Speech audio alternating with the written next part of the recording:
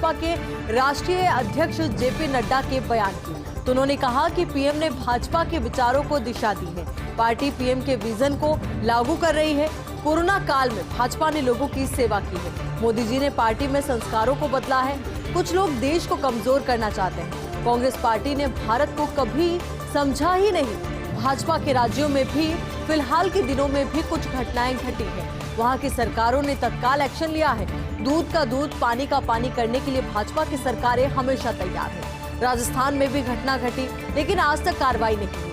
मेरे सवाई माधोपुर दौरे पर कहा गया, नड्डा आग लगाने आए हैं। रामनवमी के खुशी के मौके पर ऐसी घटनाएं होना निंदनीय है। तो जेपी नड्डा ने बयान दिया है और इस बयान के जरिए उन्होंने कहा है कि प्रधानमंत्री ने भाजपा के विचारों को दिशा दी है। पार्टी प्रधानमंत्री के विजन को लागू कर रही है। कोरोना काल में भाजपा ने लोगों की सेवा की। मोदी जी ने पार्टी में संस्कारों को बदला है। कुछ लोग देश को कमजोर करना चाहते हैं। कांग्रेस पार्टी ने भारत को कभी समझा ही नहीं। भाजपा के राज्यों में भी फिलहाल के दिनों में कुछ घटनाएं घटी है। वहां की सरकारों ने तत्काल एक्शन लिया है। दूध का दूध, पानी का पानी करने के लिए भाजपा की सरकारें हमेशा तैयार हैं। राजस्थान में भी घटना घटी, लेकिन आज तक कार्रवाई नहीं हुई। मेरे सवाई माधोपुर दौरे पर कहा गया कि नड्डा आग लगाने आए हैं। रामनवमी की खुशी के मौके पर ऐसी घटनाएं होना निंदनीय है। अब बात इंदिरा गांधी शहरी रोजगार गारंटी योजना की। तो शहरी बेरोजगारों के लिए शहर में ही मिलने लगेगा 100 दिन का रोजगार। काम मांगने पर 15 दिन में मिलने लगेगा रोजगार। इसके लिए निर्धारित पोर्टल पर करना होगा आवेदन। सरकार ने स्वायत्त शासन विभाग को सौंपी है इसकी कमान। योजना का खाका तैयार कर भेजा है वित्त विभाग को। जल स्रोतों के रखरखाव से लेकर पर्यावरण संरक्षण के कई काम इसमें शामिल हैं। पंजीयन के लिए 1 मई से विशेष अभियान शुरू करने की तैयारी है। तो पंजीयन के लिए 1 मई से विशेष अभियान शुरू किया जाएगा। इंदिरा गांधी शहरी रोजगार गारंटी योजना की बात इस वक्त हम कर रहे हैं। शहरी बेरोजगारों के लिए शहर में ही 100 दिन का रोजगार मिलने लगेगा। तो शहरी बेरोजगारों को अब दूर दराज नहीं जाना पड़ेगा, गांव में नहीं जाना पड़ेगा। उनको 100 दिन का रोजगार शहर में ही मिलेगा। काम मांगने पर 15 दिन में रोजगार मिलने लगेगा। इसके लिए निर्धारित पोर्टल पर आवेदन करना होगा।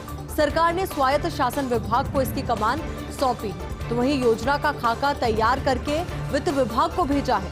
जल स्रोतों के रखरखाव से लेकर पर्यावरण संरक्षण के कई काम इसमें शामिल होंगे। पंजीयन के लिए 1 मई से विशेष अभियान शुरू करने की तैयारी है। गंगा और ब्रह्मपुत्र में चलेगी क्रूज। आईआरसीटीसी जल्द शुरू करेगा क्रूज सवारी। 9 सितंबर से शुरू होने जा रही है क्रूज की शुरुआत। तो वहीं 3 दिन और 2 रात की होगी यात्रा। एक व्यक्ति का किराया लगेगा 30,000 रुपए।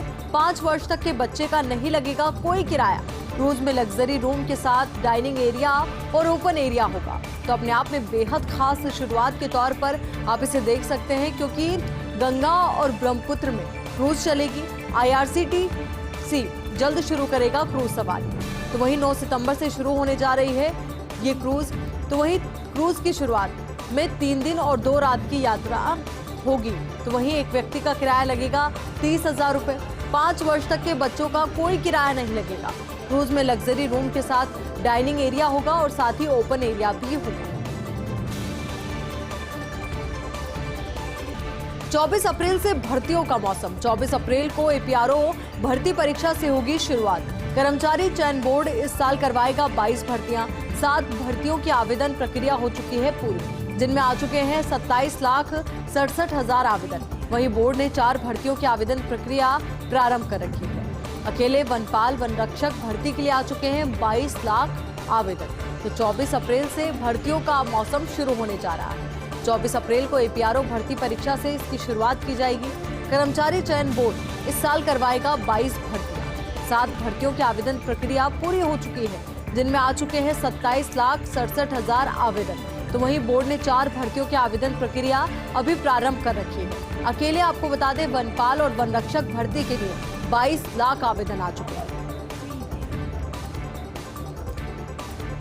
प्रदेश में नए गोपालन नियम लागू कर दिए गए हैं। प्रदेश के 213 शहरों में पाल सकेंगे एक ही गाय या भैंस। इसके लिए भी 100 वर्गगत जमीन जरूरी होगी। साथ में लाइसेंस लेना भी अनिवार्य होगा। पशु मालिक को पाबंद किया है कि पड़ोसियों को गोबर मूत्र से परेशानी नहीं होनी चाहिए। हर पशु के कान पर बांधना होगा टैग, जिस पर मालिक का नाम, पता और मोबाइल नंबर होगा। पशु बाहर घूमता पाया गया तो 10,000 रुपए का जुर्माना देना होगा। तो प्रदेश में नए गोपालन नियम लागू कर दिए गए हैं। प्रदेश के 213 शहरों में पाल सकेंगे एक ही गाय या भैंस। तो जितने भी पशुपालक हैं वो या तो एक गाय पाल सकेंगे या भैंस पाल सकेंगे। उसके लिए भी कुछ नियम लागू किए गए हैं। तो आपको नियम बताते हैं कि जो भी पशुपालक है उसके पास 100 वर्ग गज जमीन होना जरूरी है। साथ ही लाइसेंस भी उसे लेना होगा और रूटीन तौर पर उसको वापस से रिन्यू भी कराना होगा। तो वही पशु मालिक को पाबंद किया गया है कि अगर पड़ोसियों को गोबर और मूत्र से परेशानी नहीं होनी चाहिए। अगर ऐसा कुछ होता है तो निश्चित तौर पर एक्शन भी लिया जाएगा। तो वहीं हर पशु के कान पर एक टैग बांधना होगा। इस टैग में मालिक का नाम होगा, उसका पता होगा और साथ ही मोबाइल नंबर भी शामिल होगा। पशु अगर बाहर घूमता पाया गया तो निश्चित तौर पर 10,000 रुपए का जुर्माना भी भरना होगा। प्री मानसून बनेगा मानसून में सहायक। देश के जिन इलाकों में प्री मानसून गतिविधियां सामान्य से कम है वहां अधिक बरसेगा मानसून। ऐसे इलाकों में सूखे की आशंका रहेगी बेहद कम। प्री मानसून के आधा समय बीतने के दौरान देश में 43% कम बारिश है। तो वहीं उत्तर पश्चिम भारत में 91%, तो मध्य भारत में 81% कम बारिश हुई है। इसी वजह से पंजाब, राजस्थान, यूपी, मध्य प्रदेश में मार्च में गर्मी ने सारे रिकॉर्ड तोड़े हैं। तो वहीं मौसम विभाग के मुताबिक गुजरात को छोड़ इन राज्यों में जमकर बारिश हुई।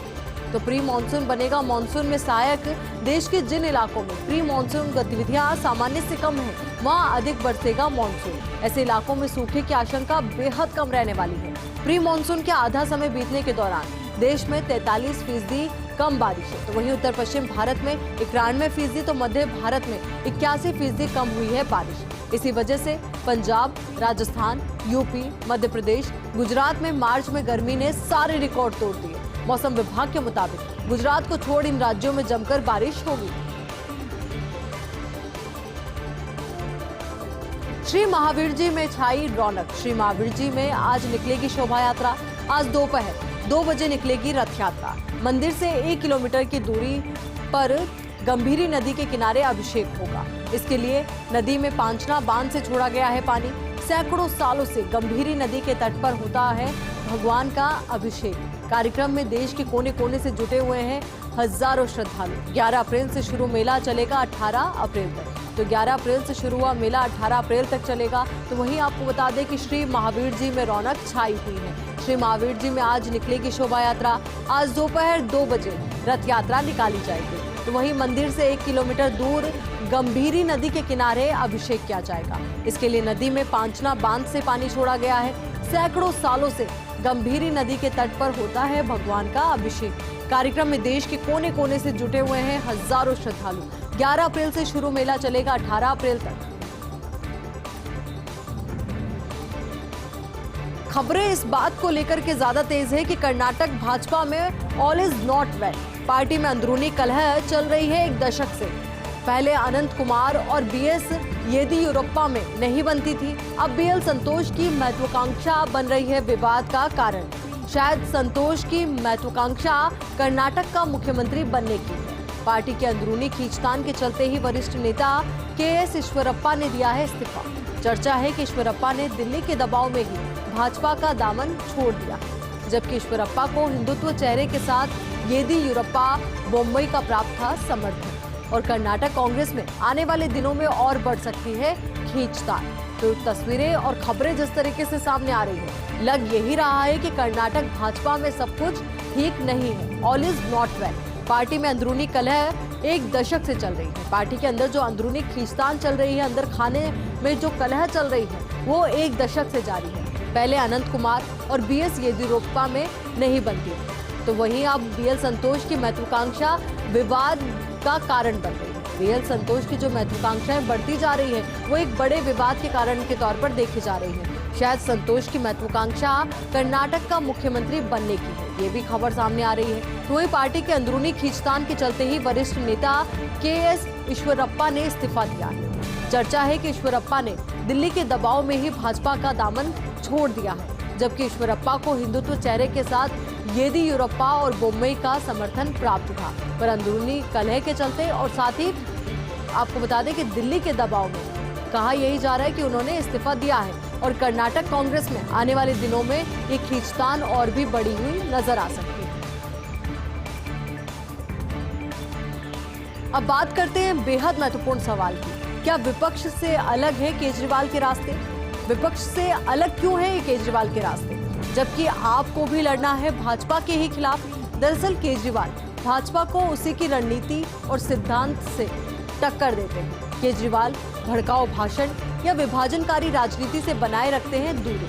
रामनवमी पर दंगे, लाउडस्पीकर, हनुमान चालीसा, हिजाब, हलाल मीट विवाद पर नहीं दिया बयान, जबकि सांप्रदायिक हेट स्पीच, विभाजनकारी राजनीति पर विपक्ष की सभी पार्टियों ने बयानबाजी की। शरद पवार, सोनिया, राहुल, ममता, स्टॉलिन और चंद्रशेखर राव ने सवाल उठाया, लेकिन इन सभी विवादों पर केजरीवाल की ओर से नहीं की गई कोई बयानबाजी। तो ऐसे में सवाल यही उठता है, और जिस तरीके से केजरीवाल के एक्शन नजर आते हैं तो सवाल उठना लाजमी भी है, क्या विपक्ष से केजरीवाल का रास्ता अलग है?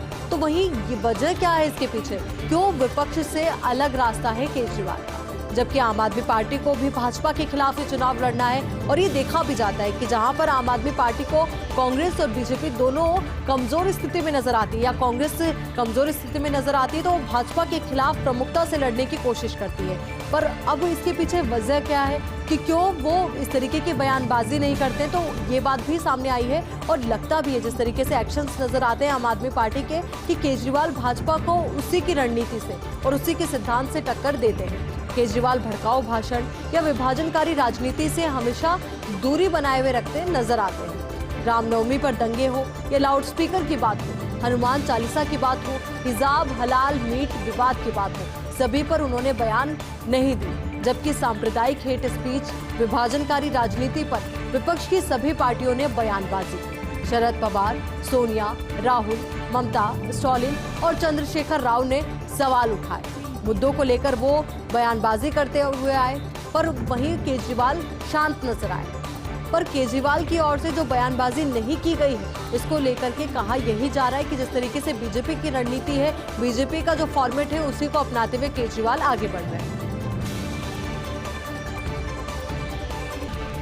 बिहार कांग्रेस अध्यक्ष को लेकर अटकलें। अब अटकलें इस बात को लेकर के तेज है कि ब्राह्मण या दलित कांग्रेस किस पर लगाएगी दांव।